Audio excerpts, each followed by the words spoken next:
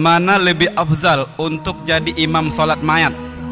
Anak almarhumkah atau tengku-tengku yang lebih alim di sekitar kita? Apakah benar bagi orang yang sudah melakukan umrah itu wajib melakukan ibadah haji? Apakah benar bagi orang yang sudah melakukan umrah itu wajib melakukan ibadah haji? Kemudian imam salat mayat didahulukan aning yang kita tengku-tengku beta tajawaju tak ada imam sembahyang mayat benar wakilah daripada aning umrah dan haji.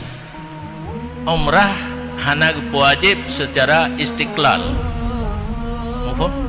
umrah wajib sambil haji, kedua-duanya wajib.